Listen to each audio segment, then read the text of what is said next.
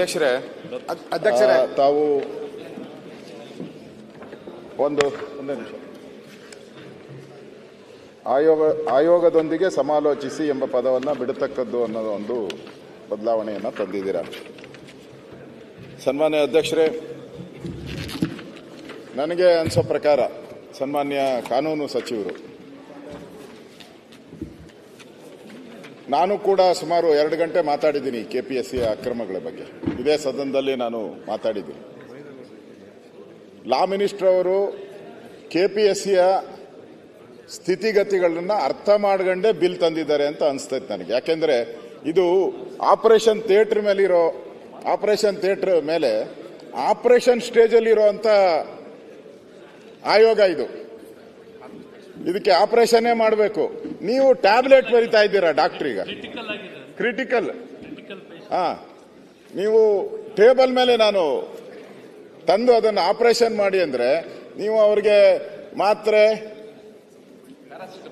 ಪ್ಯಾರಾಸಿಟಮಾಲು, ಔಷಧಿ, ಇಂಜೆಕ್ಷನ್ ಕೊಟ್ಟು ಮನೆಗೆ ಕಳಿಸ್ತಾ ಇದ್ದೀರಾ ಅಷ್ಟೇ.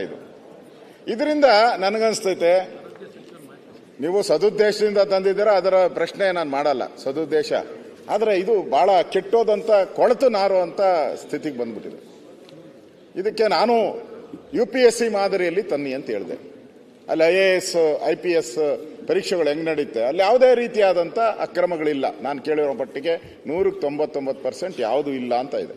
ಮುಖ್ಯಮಂತ್ರಿಗಳು ನನಗೆ ರಿಪ್ಲೈ ಮಾಡಬೇಕಾದ್ರೆ ಅದೇ ಪದನೇ ಹೇಳಿದ್ರು, ಇಲ್ಲ ಅಶೋಕ್ ಅವರು ಹೇಳಿದ್ದಾರೆ ಆ ಮಾದರಿಯಲ್ಲೇ ನಾವು ಹೋಗ್ತೀರಿ ಅಂತ.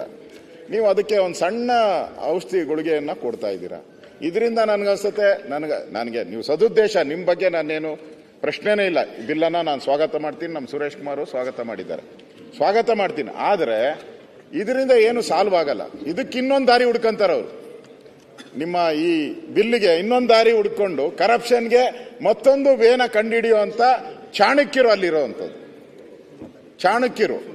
ಅದರಿಂದ ಸರಿಯಾದಂಥ ಸರ್ಜರಿಯನ್ನ ಮಾಡಿ ಬಿಲ್ಲನ್ನು ತಂದಿದ್ರೆ ಒಳ್ಳೇದಿತ್ತು ಅಂತ ನನ್ನ ಅಭಿಪ್ರಾಯ. ಆದರೂ ಕೂಡ ಪ್ರಯತ್ನ ಮಾಡಿದರೆ ಈ ಬಿಲ್ಲನ್ನು ನಾನು ಸ್ವಾಗತ ಮಾಡ್ತೀನಿ.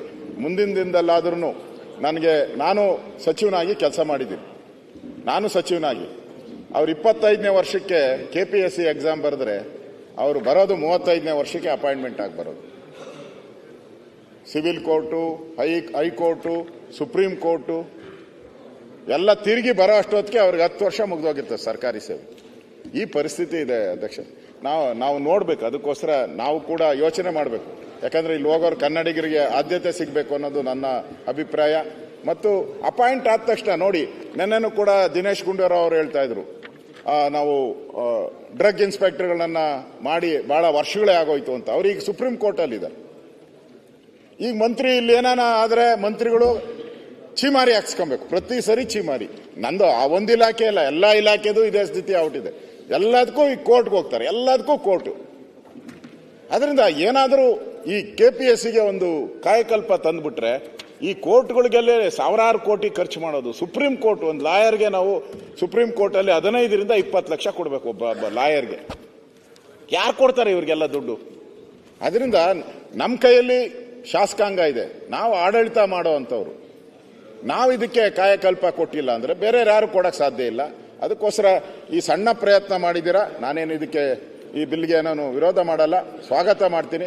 ಮುಂದೆ ಇದಕ್ಕೆ ಒಳ್ಳೆ ಸರ್ಜರಿಯನ್ನ ಮಾಡಿ ಅನ್ನೋ ಮಾತನ್ನು ಹೇಳ್ತಾ ಇದ್ದೀನಿ.